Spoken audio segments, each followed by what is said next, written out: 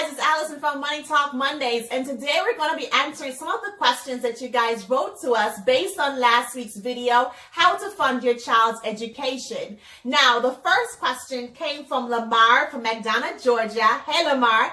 And his question to us was, what happens to a 529 plan if not used? Now, if assets in a 529 plan are used for other purposes other than educational reasons, then you would have to pay both federal income taxes as well as a 10% penalty. However, if the child receives a full scholarship to college, then the cash withdrawn from the account will be waived of the 10% penalties. Now, if the child receives a full scholarship to go to college, then the penalty for taking the cash is waived. So hopefully that answers your question, Lamar. All right, so our second question actually came from Michelle from Fayetteville, Georgia. Hey, Michelle. So her question was, what are some of the benefits of a 529 plan? So the first benefit is that it's tax deferred growth, meaning that the contributions that you make to the plan is free of federal income taxes as well as state income taxes, okay? So that means that while your money is growing in that account, Uncle Sam is not coming to say, hey, I need 6% on your on the money that is actually growing in your 529 plan, okay? The second benefit is that you have a tax-free 529 withdrawal. So as you get ready to withdraw money from that account, that means that there are no federal or there are no income taxes that you have to pay based on the amount of money that you withdraw, okay? Again, Uncle Sam is not coming to say, hey, I need 6% of the $30,000 that you withdraw from Tommy's account, okay? The third one is that this is something that is very tax deductible. So it's something that you can actually write off on your state tax deductions. Okay, so that's the question I have, the answer that I have for you, Michelle, based on your question. All right, so the third question that we have here is from Farah from Atlanta, Georgia. Hey, Farah.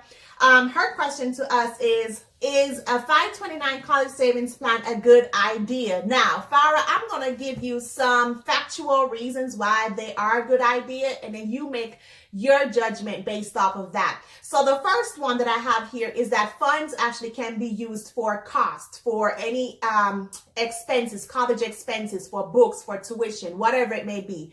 If it's for educational reasons, then you can use those funds for that. The second one is anyone can open a 529 account. There are no funding limitations. There are no income limitations. When I say that, I mean that there are no limitations based on how much you can actually fund the account with. So it's not going to say that you have to fund at least $500. If you have $50, if you have $100 and you want to go ahead and start that funding that account, you can go ahead and do so. Also, there are no income requirements. Basically, it's not saying that you have to make $70,000 a year to be able to open up a 529 account, okay? If you want to go ahead and start funding your child's education, start that journey, you can do so now, okay? And the third one is your statement actually offer some actually tax breaks, whether it may be a full or partial tax deduction. So hopefully I'm able to give you some of the benefits, or you're able to decide if the 529 plan is worth it. To me, I think it is, okay?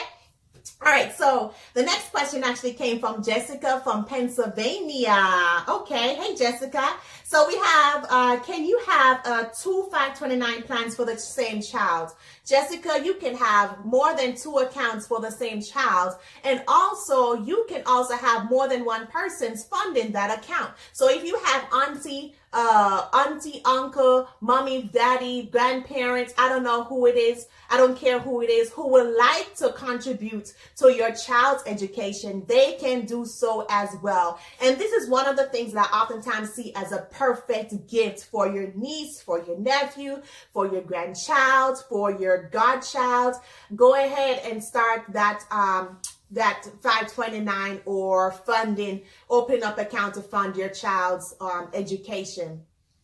And also, like I said before, make sure that you are aware of the risk, because there are other funds that are out there where you're able to avoid the risk if the child decides that they do not want to go to college, okay?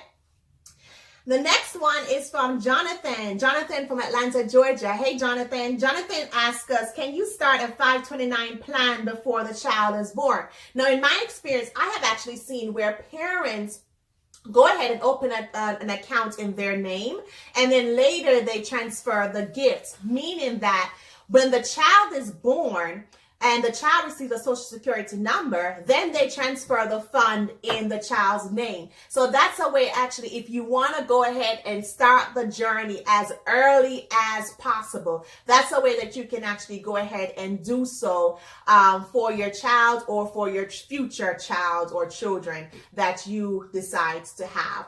So those are the questions that I have for today, guys. Thank you so much for tuning in. Thank you so much for the questions that you have asked. Hopefully those questions are able to help guide you on the journey to funding your child's education. If you have any more questions, or if you need help designing a plan for you and your child, go ahead and contact me at acetoots@midgeorgiafinancialgroup.com. That's acetoots@midgeorgiafinancialgroup.com. Go ahead and subscribe to our YouTube channel, Mid Georgia Financial Group.